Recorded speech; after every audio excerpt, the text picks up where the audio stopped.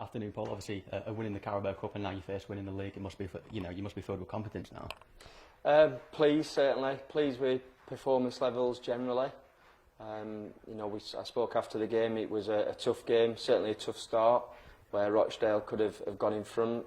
A little bit of luck, some good last-ditch defending, kept the clean sheet intact, and gave us the opportunity to win the game as we did later on. But said to the players that the feeling after winning against Crewe, we all enjoy.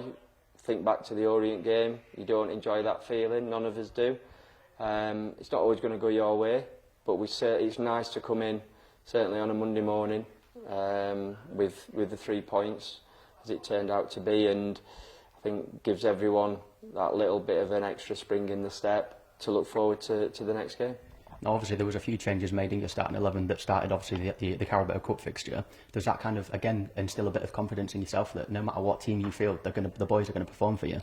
Yeah, I want options. You don't want it where you've got just your kind of best 11 in your head and that doesn't really change. I think naturally over the course of a season, you usually get to a point where you've got maybe 8, 9 of those, and then there always seems to be maybe 1 or 2 positions that are up for debate. But I keep saying it to the players, and it's genuine. We're going to need everyone at some stage, and maybe whether that's through injury, suspension, loss of form, whether it's fixture congestion. There are a lot of fixtures quickly at the start of the season. Winning in the Cup has given us another midweek game. I want to try and keep it fresh as much as possible. That's a fine balance between maybe taking someone out of a team that's performing well. I guess that's the reason I'm stood here and the manager to make those decisions. Along with, of course, speaking to the players and the staff, and just trying to make the best decisions we can. But it's nice when other lads have maybe come in, whether it was in the Cup Saturday, and perform well. It makes you, like I said, more confident in being able to change it. Now, you've just touched upon, obviously, the fixture congestion that you're going to obviously experience this month. You obviously, surely you're going to be taking, each game as it comes now. Yeah, you can't get too far ahead because, someone might get injured or, like I said, someone gets sent off. I hope not, but it can happen. So you got to be aware of it, but at the same time, I think not look too far ahead.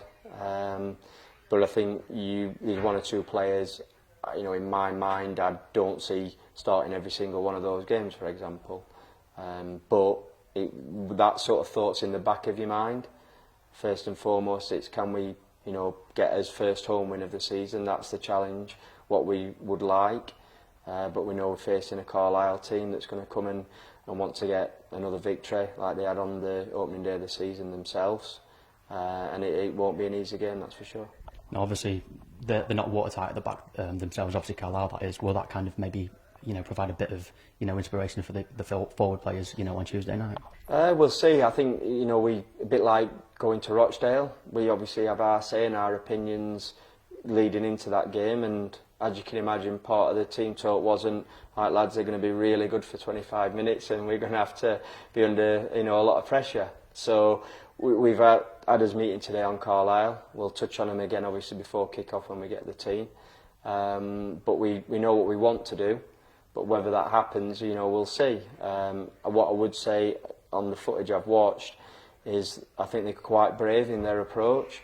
Commit men forwards. Played quite open. Saturday against Swindon, I think I got the impression that Paul would have wanted his team to stop Swindon from playing. Really kind of were aggressive in terms of their press and almost man for man at times across the pitch. So that's something, I'm not saying they're 100% going to do that, but we might have to be wary of it. But hopefully, they've looked at us as well and they'll have something to consider in their game plan. Now, what will be your biggest kind of concern going into Carlisle? Obviously, maybe Bim or Pebble, that is, starting over Taylor. Yeah, that's sort of an obvious one because I changed that midweek and it was Bim that dropped out. But I've got a few decisions and a few options as we touched on before that I will be giving some thought to. The team will be picked this afternoon and then that'll be clear. I can get on with the set plays and things and be fresh. But even then, you might get that phone call in the morning or on the way in. Someone has a flat tyre and can't change a tyre or is stuck somewhere. It's always a relief, I think, come sort of 6:15 when there has to be in the ground, that everyone's there and fit, feeling well and ready to go.